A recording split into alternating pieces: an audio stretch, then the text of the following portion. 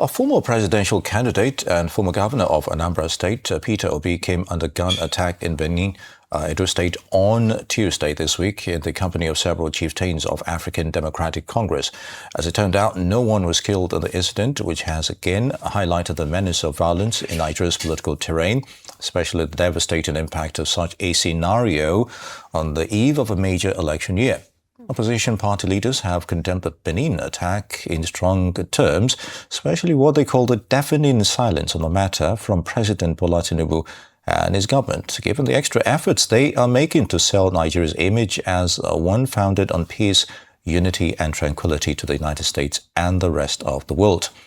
Rise News analyst Dayo Sobowale joins us now to discuss the warning by opposition party leaders and how the Tinubu government can proceed to build a culture of political tolerance ahead of the 2027 general elections. Mr. Sobowale, always a pleasure. It's a pleasure having you here too. All right. So you think by now political violence would have reduced to the barest minimum. And here we are again. And what do you think is motivating these attacks on Peter Obi? If you remember, not too long ago, even in Lagos, when one of the governorship aspirants then, Vivo, also was attacked in a similar fashion. Your thoughts? Yes. I like the warning to government to intervene and arrest the spread of political violence. But then, let me first of all say that thuggery is part of our political culture.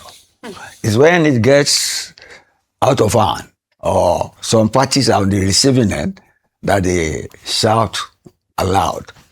But let nobody shout wolf where there is none. You mentioned earlier that Obi was attacked earlier on. You get me? I won't answer the way Mourinho answered about the racist attack or the Brazilian star. That why is it when he's around that things like that happen? That's a fallacy. I don't like it. But it is applicable in a way. Political thuggery is what we should be on the lookout for. All right. Most parties have thugs on their payroll who go about with them.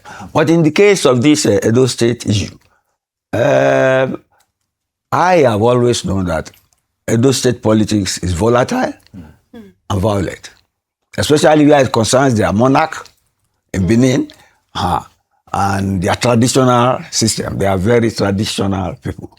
But I condemn violence in all its ramifications. But what's the source of violence, like you asked?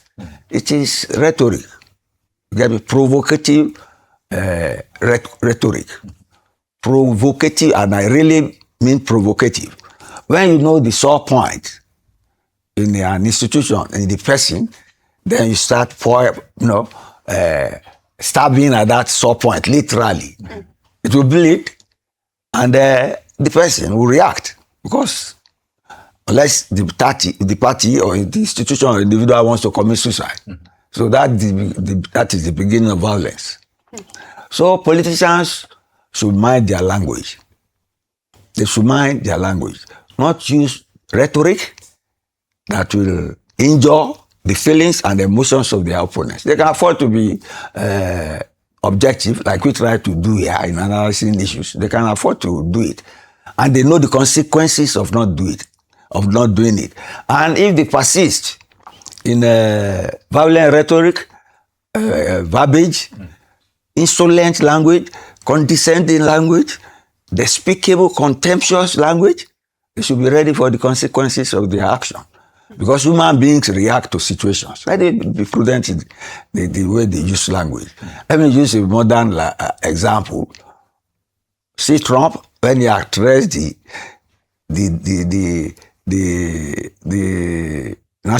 own National Assembly, see the way he spoke to the Democrats. Say they are crazy people. You don't use such language. If those people come into power, they have said, they have vowed they will humiliate him publicly. If they have access to guns, you know what will happen. That's provocative. That's a classic case of provocative language. So have mutual respect for ourselves, for even government.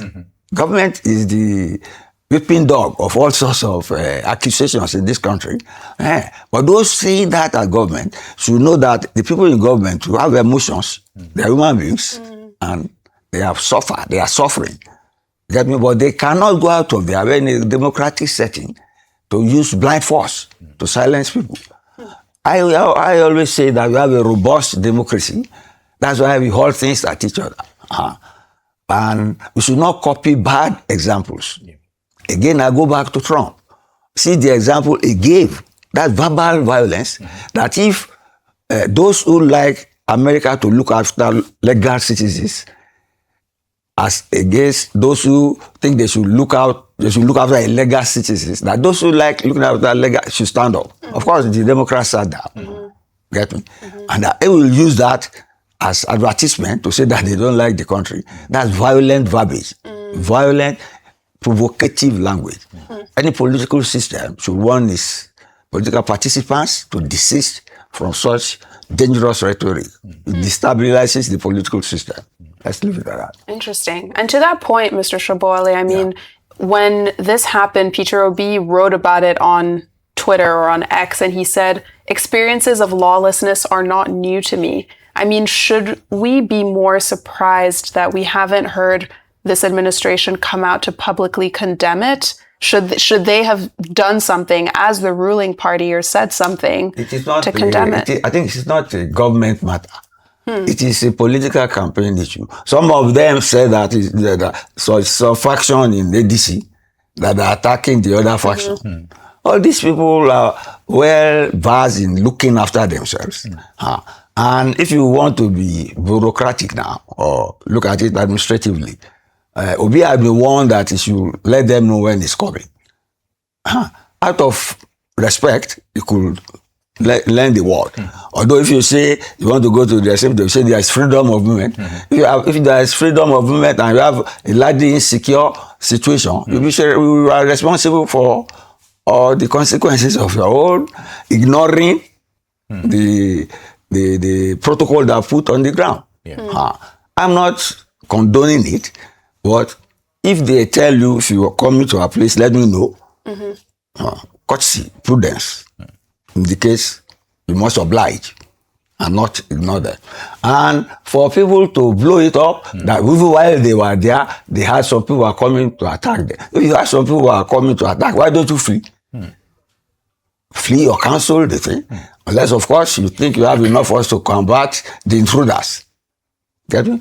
All these are indications of violent dispositions on the part of government. You see, on the part of politicians. It's not the duty of government to control campaigns, to control political visits and all that. You have 36 governments. So how many will the federal government control? Indeed. That's why we are a federation. Let everybody look after his own menu. Right, let's leave it at that. Mr. Sobowale, briefly, and I think this should be the last one. How do we build political tolerance towards next year's election? Tolerance towards next year's election. That's what I've just said. See, you control your language. You control the use of hate speech. You control the use of provocative language. And you don't gloat over failure of others. See, they do that mostly.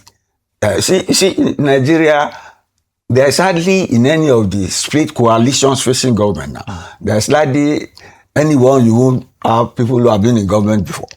There's always been PDP, APC, PDP, APC. So they know the meaning of power. They know the meaning of tolerance. And they have been with each other. They are turncoats, most of them, crossing carpets here and there. So they know each other.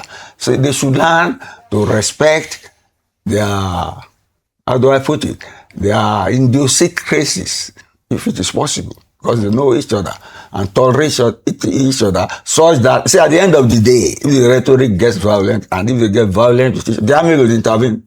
And we all keep on saying that the worst democracy is still better than military rule. Let them have mutual respect for each other. Mutual respect for each other. As simple as that. And keep the rhetoric fine and gentlemanly if they can. That's all. If they can, Mr. Dayo Sobowale, thank you very much for joining us on this topic on political violence in Edo State.